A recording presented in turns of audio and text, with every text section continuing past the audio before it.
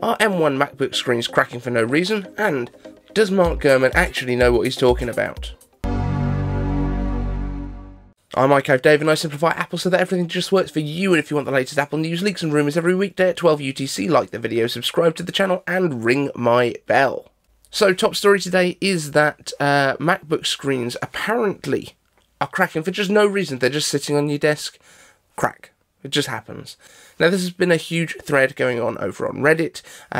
According to the poster, the original poster, they then took it to Apple, said, look, nothing's happened to my laptop, it's just cracked, and Apple has identified it as a contact point crack. Now, this suggests that a piece of debris has been sandwiched between the display and the keyboard, and basically Apple have said that this would be an out-of-warranty repair because there is like clear damage to the screen. It's not like where with, for example, the Series 2 Apple Watches, there was an actual issue with the way the display was made, so it would kind of crack all the way around the outside, and there was no like impact point. There was no point where that kind of crack starts from and kind of expands out, which is what you would expect if it had been impacted with something. Now, these are contact point cracks, which means that there has been something that has put undue pressure on a particular part of the display. And that's quite an easy thing to see. If your cracks radiate out from one point on a display, that's basically what's happening there. Now, MacBooks do have very small kind of tolerances between the display and the keyboards. That's part of the reason that they are as thin as they are. And as you'd expect, once you put something up on Reddit like this, there's now around 50 people, or at least at the time of writing this, there were around 50 people that have responded to the thread on Reddit saying that they've also had the same experience of their MacBook display. And this is MacBook Airs and MacBook Pro M1s just randomly cracking.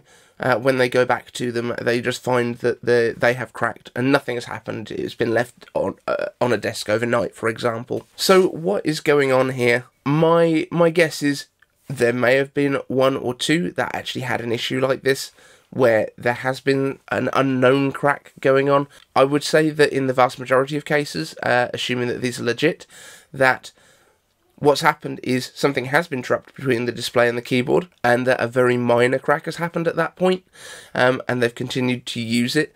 But because the event that's cracked the display and the actual apparent time that the display cracks, because it's just kind of spread over time, because there's a separation between those things, it's very, very difficult to kind of trace your steps back to like a crumb or a piece of sand or something like that that may have been between your display and your keyboard some time ago. So my best guess is that these displays have been damaged at some point, and then over time, as they've either heated or they've been flexed maybe slightly in a bag, it's obviously just expanded that crack out because you've now got a weak point in the display. I also think that among these 50 people, there are probably some who have actually damaged their screens and were fully aware of when it happened, but because they now have an excuse, they have a reason to pile on to an event that's happening. You know, they're a part of this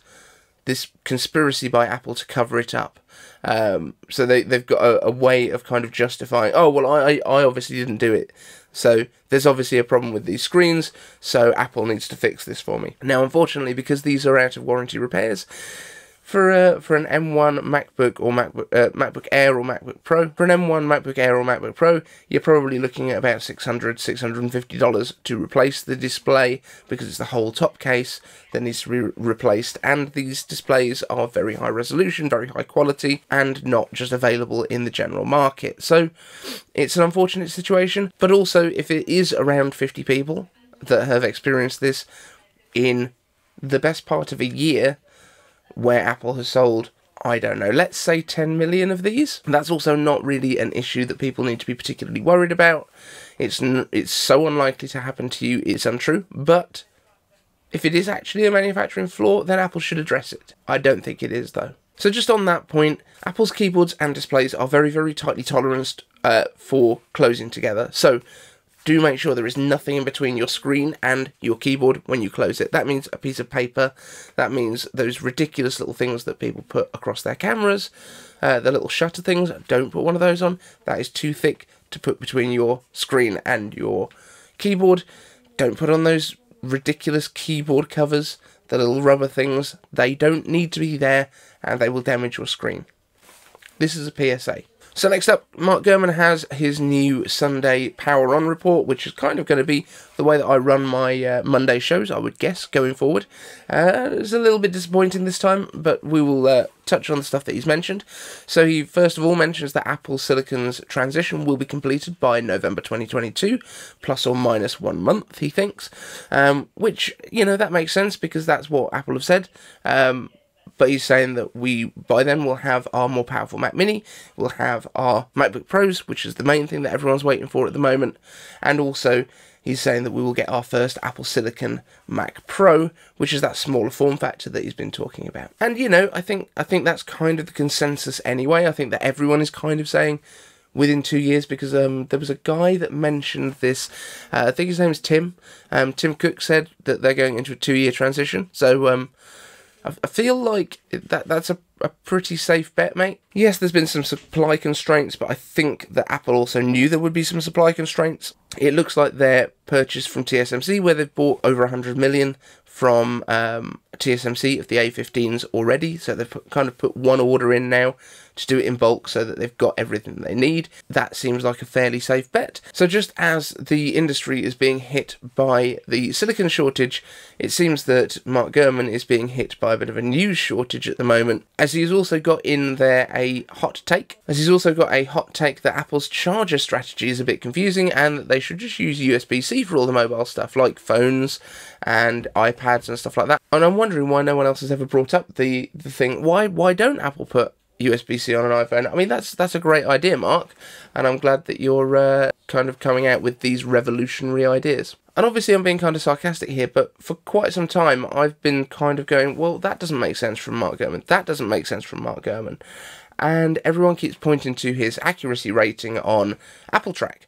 And this is something that started to come up more, but I feel like I said this, but then John Prosser and Sam Cole on Genius Bar kind of started talking about it afterwards, and it's something that I don't know if, well, we know that John used to watch the show. Whether he still watches it or not, I don't know. It kind of feels like they've picked up on the same talking point, which is that Mark Gurman is, like, not inaccurate more than he's accurate. The way that he writes all of his pieces, because he's writing for Bloomberg, is he writes them in kind of undisprovable ways.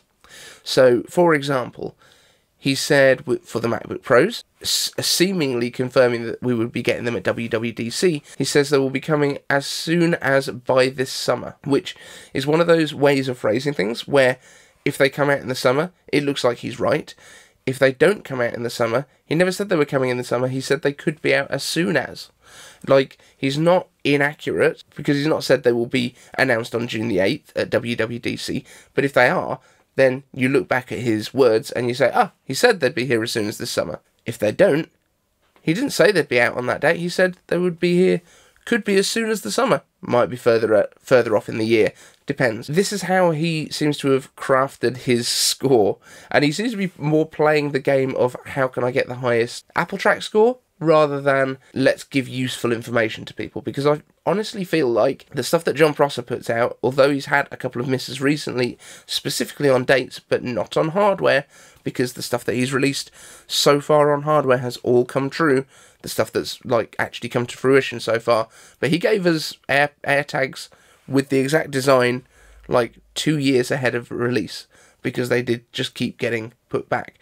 And at that point, that kind of vindicates all the times when he was saying, well, I've been told that they're coming out now because they've been sitting here ready.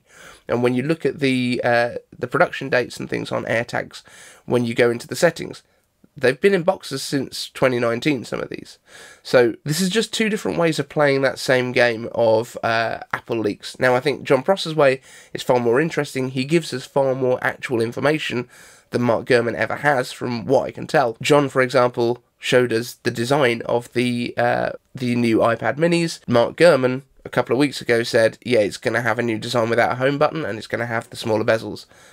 But John literally gave us renders of this. There's a difference there. And I just feel like Mark Gurman is put on a pedestal because he's playing a game of get the accuracy rating up, but without giving us any actual precision.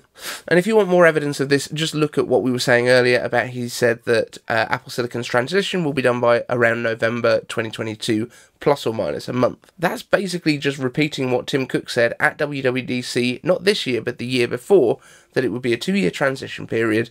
The first ones came out in November of 2020, so add 2 years onto that, you get November 2022. He doesn't have any specific information that's backing this up, I don't think.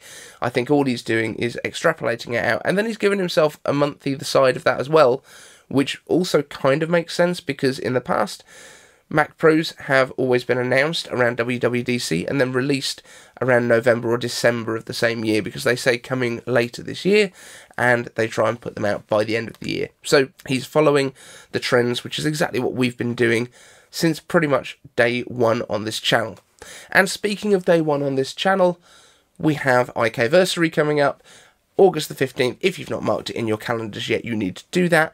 Adding to our lineup of some amazing Apple YouTubers, reporters.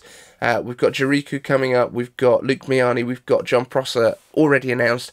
We've also just had a message back from Brian Tong saying that he is willing to come on the show, so that's going to be great. Now, all of these people, remember, these are going to be kind of subject to change, because people's circumstances change, so none of these are guaranteed, but these are people that have agreed. Yesterday we also had Travis and Greg from the Gadget Cast, who again in principle have said we'd like to come on it as long as we can arrange the timings. That's great, and it is kind of early morning for the guys in the States, so I really understand it and I appreciate it, but we're going to try and make it work. So the more guests we can get on this show, the more insane it's going to be. I don't think anyone's ever done a show like this on YouTube, which is pretty insane for someone that's got like 7,500 subs to be able to put this together, I hope.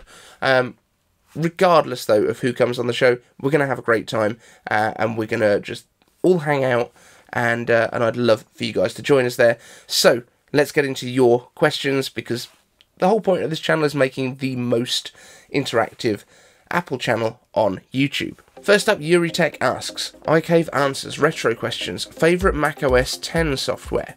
So I've got to say, I really loved the look of things like Snow Leopard when that first came out, which had got the kind of 3D dock to it, but it's also got those kind of mushier looking skeuomorphic icons, so I'm not as keen on those. I would love to see a kind of hybrid of the macOS Leopard dock and maybe the dashboard coming back, but with the design style of Big Sur and Monterey, with the flat icons and things like that. So give us 3D docks with flat icons sitting on top. I think that would be the sweet spot for me. Next up, Ryan Bellinger asks, iCave answers, do you think that the M1 MacBook Pros will have the 64GB unified RAM options? I've been hearing conflicting reports lately. And this is actually one of the things that kind of Mark Gurman has said, that 64GB was coming. I feel like he's going to roll that one back, because Luke Miani seems to have very specific information about this. Luke Miani's the one, I think, that kind of managed our expectations down to 32GB of unified memory. It kind of seems realistic, like jumping from 16 to 64 might have been a bit of a big jump. I think we will probably get 64 on the M2Xs, and maybe 32 will be available on M2 for the next MacBook Air, but I think that will be like the top end that you get to. So for the M1Xs, I think 32 is probably right. But again, this is kind of something that Mark Gurman has said, and he said it a long time ago, and I'm hoping that Sam Cole has got this written down as a claim for the 64GB option, because that would be a specific thing that they can kind of point to with Mark and say, that's not right. Frank Petrie asks, iCave answers, have you approached Fernando Silva or Tailosive Tech? And this would be for iKversary. I have dropped a message to Tailosive. Drew is one of the guys that, although I've not kind of agreed with his take on stuff in the kind of very recent past, I think since Apple Silicon he's been quite, I feel like he's been quite negative, but then he has actually addressed this and said, look, I'm excited for stuff, but I want it to be what I think they should make, and I'm not going to just blow smoke up Apple's behind for the sake of it. And I like that. Like, we're not here to applaud Apple the whole time. If they make mistakes, we should be holding them to account. But I also think that Apple Silicon has absolutely proved itself that it wasn't a mistake. So I would love to actually talk to Drew about his take on stuff. He's got some real interesting takes, especially when it comes down to like what's good value and what's not, how you can actually save money, especially on the services side of things. So I think it would be an interesting conversation. Fernando Silva is not a YouTuber that I'm familiar with, but I'm going to go and check it out pretty soon after I record this. And iCave answers Frank Petri, revisiting pizza versus pasta question. Pizza and tortellini Alfredo placed in front of you, which one? Pizza. Like, it doesn't even matter what kind of pizza. Pizza is an option, pizza wins. Pizza, pizza, pizza, pizza, pizza, pizza. I think we're going to have some pizza on the iCaversary. Evan Rogers, iCave answers, clock frequency of the M1X versus the M1, faster, slower, or about the same? Now, I think I'm pretty confident, and I think I've said this right from the beginning, I think it's going to be the same. I don't think Apple is making their Apple Silicon chips in a way where the cores themselves are, you know, either capable of or designed for any kind of overclocking. I don't think they're building any extra headroom into these. 3.2 gigahertz is what they run at in the iPhone, the iPad, and the M1, as far as I'm aware, for the Firestorm cores.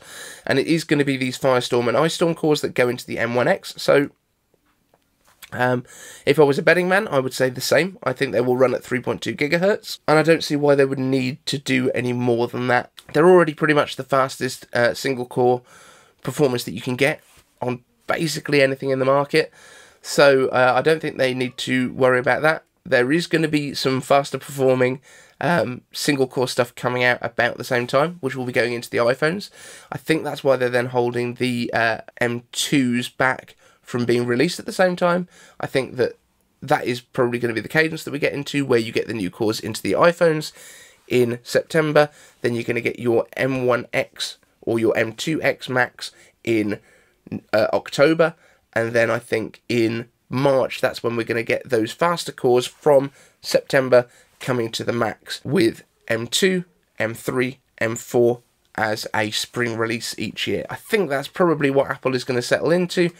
I really hope they don't go to 18-month things, because that just doesn't line up with when they're building these new cores for the iPhones, because you're going to get like 1 year when it's 6 months old, then a year when it's either 12 months old or not old at all, and then you're going to skip a generator. Just, it's very confusing when they do that. Anyway, that's it for this show, guys. Thank you so much for watching. Make sure that you have marked iCaversary, the 15th of August, in your calendars. The show will start at the same time as these premieres do, and we will be going on for 6 hours instead of the usual 18-ish minutes. Let's see what this one turns out to when I've done all the editing. Thanks so much for watching, and we'll see you in the next one.